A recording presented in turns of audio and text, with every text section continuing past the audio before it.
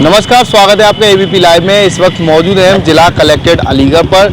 यहाँ 30 से 40 परिवारों के द्वारा रेलवे पर गंभीर आरोप लगाए हैं। इन परिवारों का कहना है जो मुआवजा जमीन के नाम पर उन्हें दिया जा रहा है वो कम है, जबकि ऐसा नहीं होना चाहिए। कृषि का मुआवजा दिया जा रहा है जबकि वहाँ मौजूद आवासीय प्लॉट है। इन्हीं सारी मांगों को लेकर आज इनके द्वारा जिला कलेक्ट्रेट पर एक ज्ञापन दिया है। क्या उनकी मांग है, इन्हीं से जान लेते हैं क्या कुछ मांग है।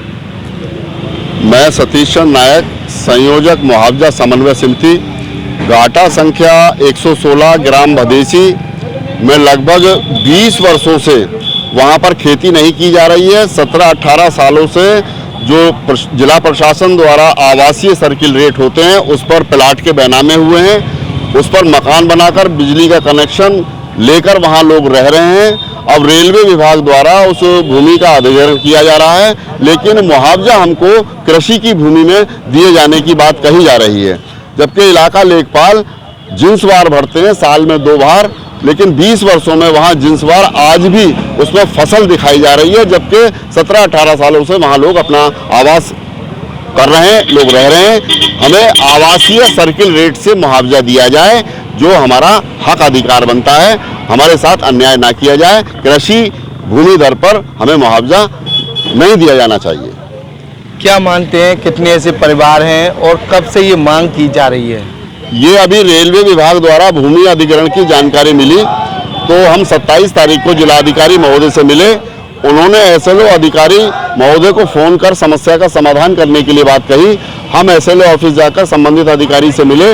उन्होंने ये कहा कि ये आपको कृषि भूमि का मुआवजा मिलेगा और जो मकान बने हुए हैं उसके स्ट्रक्चर का जो वैल्यूएशन है उसके आधार पर आपको मुआवजा मिलेगा, लेकिन आवासीय मुआवजा हम नहीं दे पाएंगे।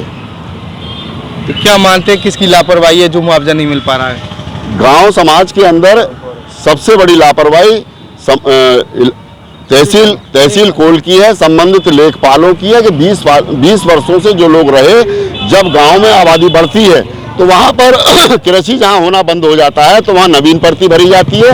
नवीन प्रति के बाद ऊसर बंजर भरा जाता है और जहाँ आवास बन जाते हैं तो उसमें आवास दर्ज करने का लेखपाल को अधिकार है कि वो खसरा में उसमें दर्ज करें, लेकिन ऐसा नहीं किया गया है। ये उनकी घोर लापरवाही रही है।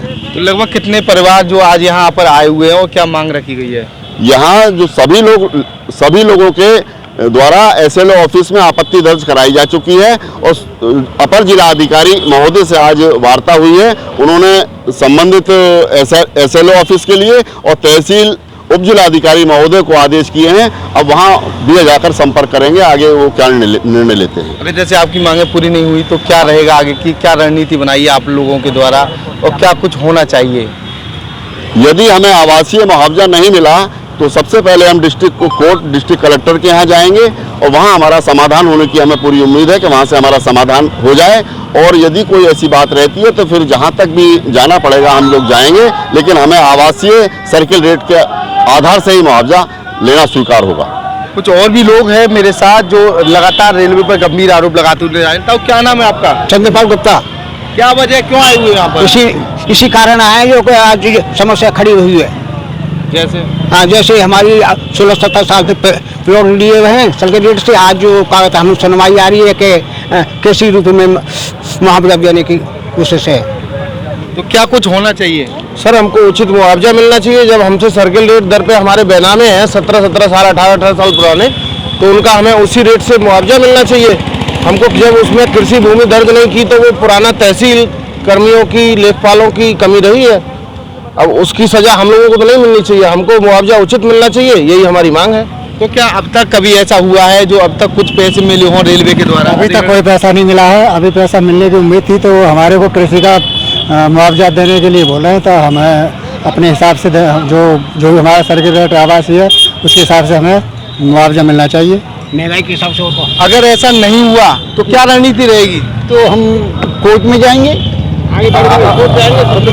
हड़ताल करेंगे, अनशन करेंगे, विरोध करेंगे। तो लगभग कितने परिवार हैं ऐसे?